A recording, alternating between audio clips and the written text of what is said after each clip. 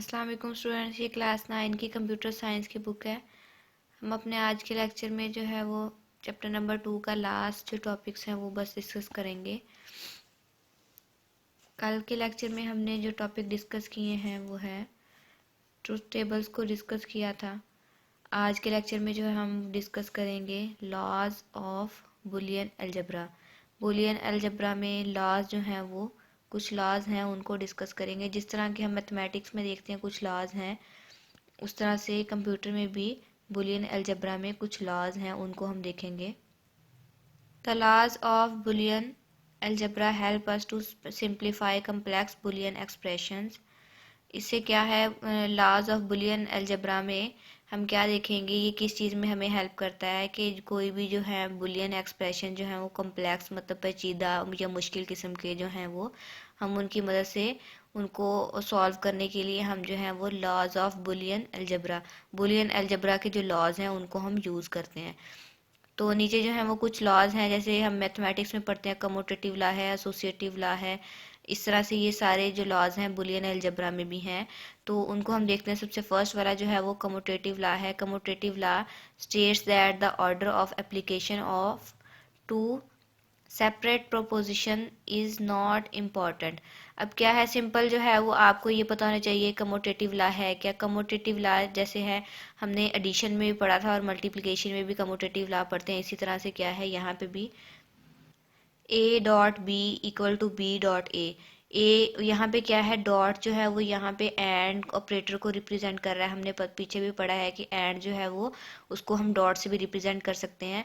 तो यहाँ पे ए कम्यूटेटिव में क्या होता है कि मल्टीप्लिकेशन के पर्सपेक्टिव से देख लें या एडिशन के पर्सपेक्टिव से देखें तो वैल्यूज़ जो है वो उनको हम चेंज आगे पीछे कर देते हैं और बाकी जो है वो सेम ही रहता है। जैसे A dot B equal to B dot A, अब यहाँ पे उनकी पोजीशंस जो है वो ए और बी की चेंज कर दी हैं, तो इससे कोई फ़र्क नहीं पड़ेगा। इसी तरह जो है वो A plus B equal to B plus A है, ये हम देखेंगे यहाँ पे प्लस जो है वो और को रिप्रेजेंट कर रहा है। यहाँ पे भी ए प्लस बी लिख लें या हम बी प्लस ए लिख लें, बात सेम ही है।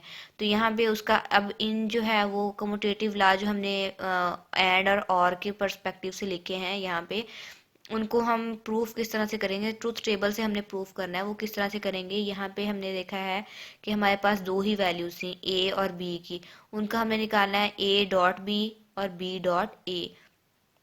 अब हमने पढ़ा था कि अगर लास्ट लेक्चर में भी मैंने आपको बताया था ए और बी, जैसे हमारे पास यहाँ पे दो वैल्यूज़ हैं, अगर दो वैल्यूज़ हैं तो हम क्या करेंगे, ए का स्क्वायर ले लेंगे।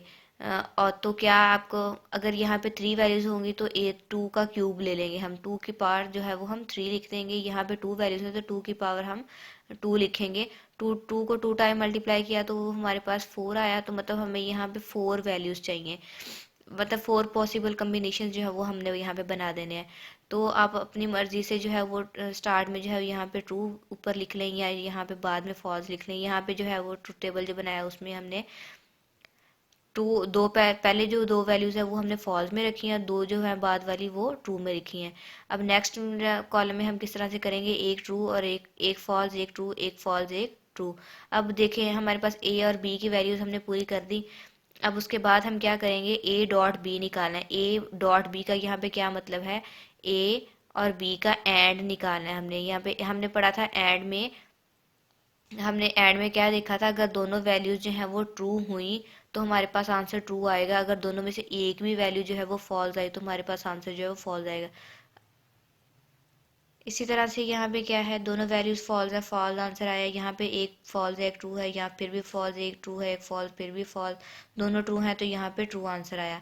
अब यहाँ पे बी डॉट ए का आंसर भी इस तरह निकालना है, और लास्ट में जब ए डॉट बी और बी डॉट ए का आंसर हमने निकाल लिया तो दोनों के आंसर्स हम मैच करेंगे। अगर दोनों के आंसर्स मैच हैं तो इसका मतलब क्या है, हमने कम्यूटेटिव लॉ जो है वो एंड के पर्सपेक्टिव से वो प्रूव कर लिया कि ये ट्रू है, उसका ट्रूथ टेबल बना के हमने देख लिया कि ये ट्रू है।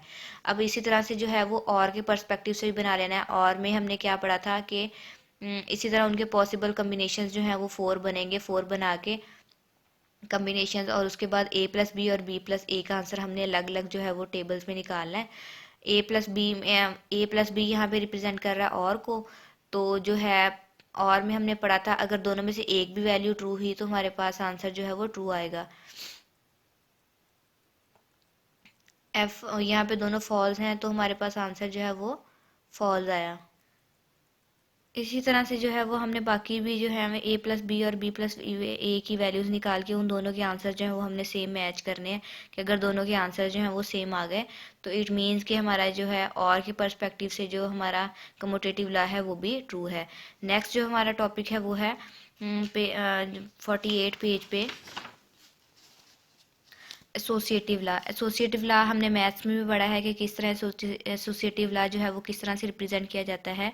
एसोसिएटिव लॉ में 3 वैल्यूज़ होती हैं, A plus B plus C equal to A plus bracket B plus C. यहाँ पे क्या है, तरतीब सेम है, जस्ट ब्रैकेट जो है वो हमने यहाँ पे ए प्लस बी के गिर्द ब्रैकेट लगा दी, यहाँ पे बी प्लस सी के गिर्द ब्रैकेट लगा ली। अब इसी तरह से सेम जो है वो आप जो डॉट के लिए लिखेंगे, एंड के लिए लिखेंगे, ऊपर वाला जो है वो हमने और के लिए लिख लिया एसोसिएटिव ला, नीचे वाला डॉट जो है वो रिप्रेजेंट कर रहा है एंड को। एंड के पर्सपेक्टिव से हमने एसोसिएटिव ला वो भी सेम इसी तरह से, यहाँ पे प्लस की जगह पे डॉट्स आ जाएंगे। अब क्या है, अब हमने उसको इस जो है एसोसिएटिव ला और एंड और के पर्सपेक्टिव से उसको उसका हमने हम क्या बनाना है, ट्रूथ टेबल बनाना है। ट्रूथ टेबल से हम जो है उसको प्रूव करेंगे कि हमारा जो आंसर है वो सही है या नहीं, जो हमने एसोसिएटिव ला लिखा है ये ठीक है या नहीं। ये फर्स्ट वाला जो है ये वाला ट्रूथ टेबल ये है और के पर्सपेक्टिव से बना हुआ है कि उसको जो वैल्यूज़ हैं यहाँ पे हमारे पास 3 वैल्यूज़ थी, 3 वैल्यूज़ के हिसाब से हमने उसका ट्रूथ टेबल बनाना है ए बी सी। अब हमारे पास 3 वैल्यूज़ थी, मैंने आपको बताया था कि 2 की पावर जो है वो हम 3 रख के उसकी वैल्यूज़ पहले फाइंड करेंगे कितनी वैल्यूज़ जो हैं वो हमें चाहिए। 2 की पावर 3 करेंगे तो 2 को 3 टाइम मल्टीप्लाई करेंगे तो हमारे पास 8 वैल्यूज जो वहाँ पे यहाँ पे होनी चाहिए। तो फर्स्ट में हम क्या करेंगे, 4 जो है 4 टाइम हम फॉल्स लिख लेंगे, 4 टाइम ट्रू लिख लेंगे। नेक्स्ट कॉलम में हम क्या करेंगे, 2 टाइम फॉल्स 2 टाइम ट्रू, फिर 2 दफ़ा फॉल्स 2 दफ़ा ट्रू। फिर नेक्स्ट में हम क्या करेंगे, एक दफ़ा फॉल्स एक दफ़ा ट्रू, एक दफ़ा फॉल्स एक दफ़ा ट्रू, इस तरह से हम 8 वैल्यूज जो हैं वो पूरी कर लेंगे। अब हमें यहाँ पे हमने जो ऊपर एसोसिएटिव लॉ लिखा है उसमें हमें किस चीज़ की ज़रूरत है। सबसे पहले इसकी लेफ्ट हैंड साइड हमने देखी यहाँ पे और की और में जो है को यूज़ करते हुए हमने जो एसोसिएटिव लॉ देखा था, ए प्लस बी थी। लेफ्ट हैंड साइड में सबसे पहले हमें ए प्लस बी चाहिए तो हमने एक कॉलम में लिख लिया ए प्लस बी, और जो है उसके बाद जो है हमें ज़रूरत है बी प्लस सी की, तो हमने बी प्लस सी लिख लिया। अब ए प्लस बी हम फाइंड कर लेंगे तो उसके साथ फिर हमें ए प्लस बी के साथ सी की भी ज़रूरत है, तो हमने एक और कॉलम बना लिया ए प्लस बी प्लस सी का। फिर यहाँ पे बी प्लस सी हम फाइंड कर लेंगे, बी प्लस सी के साथ ए भी तो हमें चाहिए, तो यहाँ पे नेक्स्ट लास्ट वाला जो कॉलम है वहाँ पे हमने लिखा है ए प्लस बी प्लस सी। तो यहाँ पे उसके हिसाब से अब क्या देखेंगे, सबसे पहले हम a प्लस बी की वैल्यू निकालेंगे, इन दोनों कॉलम्स को देखेंगे। यहाँ पे हमने और में पढ़ा था अगर दोनों फॉल्स हुई तो फॉल्स, अगर एक भी ट्रू हुई तो हम आंसर जो है वो ट्रू मिलेगा। तो यहाँ पे क्या है, दोनों फॉल्स हैं तो फॉल्स आंसर आया, दोनों फॉल्स हैं तो फिर भी फॉल्स आया, एक ट्रू है तो ट्रू आंसर आ गया हमारे पास। यहाँ पे भी एक ट्रू है तो ट्रू आंसर आया, यहाँ पे भी ट्रू है, यहाँ पे भी ट्रू है, यहाँ पे दोनों ही ट्रू हैं, यहाँ पे भी दोनों ट्रू हैं, तो बाकी सारे आंसर जो है वो हमें ट्रू में मिलेंगे। इसी तरह से क्या है, बी और सी को भी सॉल्व कर लेना है। बी और सी का आंसर जब हमारे पास यहाँ पे आ गया तो अब जो है वो नेक्स्ट जो है वो हमें ए प्लस बी प्लस सी, ए प्लस बी तो निकाल लिया, अब ए प्लस बी प्लस सी देखना था, तो अब इन दोनों कॉलम्स को देख के हम यहाँ पे सारी वैल्यू ट्रू या फॉल्स में निकालेंगे। अब नेक्स्ट में भी हम इसी तरह करेंगे, ए प्लस बी प्लस सी, बी प्लस सी की वैल्यू हमने निकाली थी, अब इसके साथ हम ए वाला जो कॉलम है उसको देख के यहाँ पे जो है ट्रू और फॉल्स की वैल्यू जो हम निकालेंगे।